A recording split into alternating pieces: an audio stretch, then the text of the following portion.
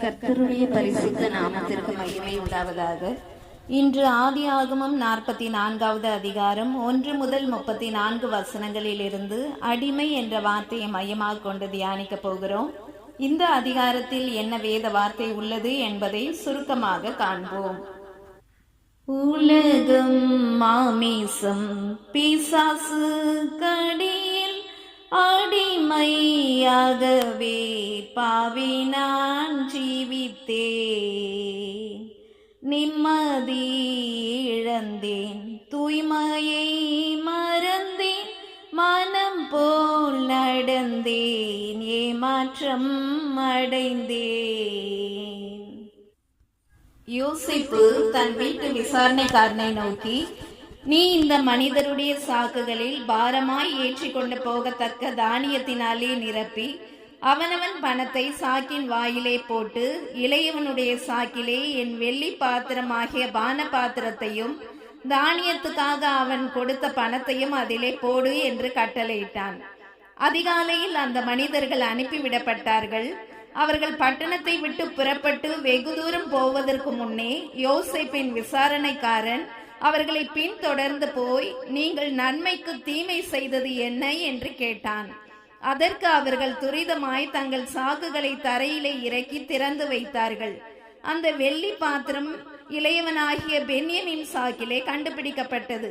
அப்பொழுது அவர்கள் தங்கள் வஸ்திரங்களை கிழித்து கொண்டு யோசேப்பின் வீட்டிற்கு போனார்கள். அப்பொழுது யோசேப்பு அவர்களை பார்த்து, என்ன காரியம் செய்தீர்கள் என்றான். பின்பு, பாத்திரம் எவன் வசத்தில் கண்டுபிடிக்கப்பட்டதோ அவனே எனக்கு அடிமை. நீங்கள் சமாதானத்தோடே உங்கள் தகப்பனிடத்தில் போங்கள் என்றான்.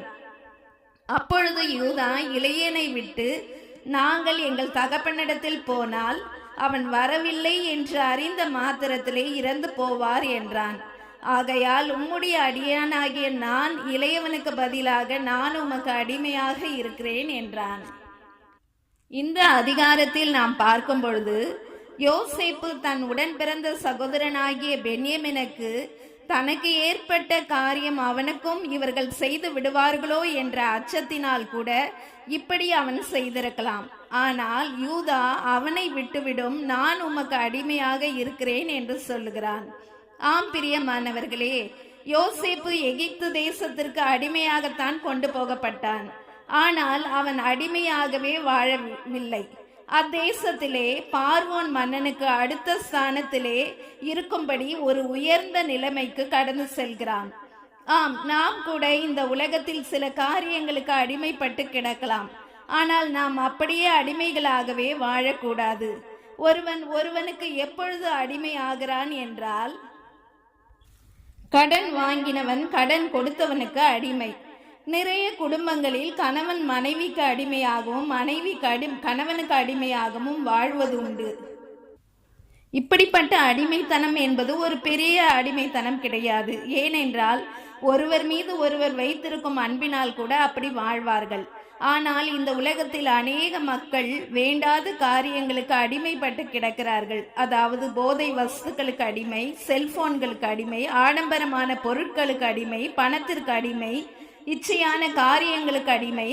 இப்படியாக மக்கள் அநேக அடிமைத்தன மோகத்தில் சிக்கி சிதைந்து கடவுள் தனக்கு கொடுத்த குடும்பத்தை கூட இந்த அடிமைத்தனத்தின் மோகத்தினால் கவனிக்க முடியாமல் விட்டு விடுகிற சூழ்நிலைகளை உருவாக்கி கொள்கிறார்கள்.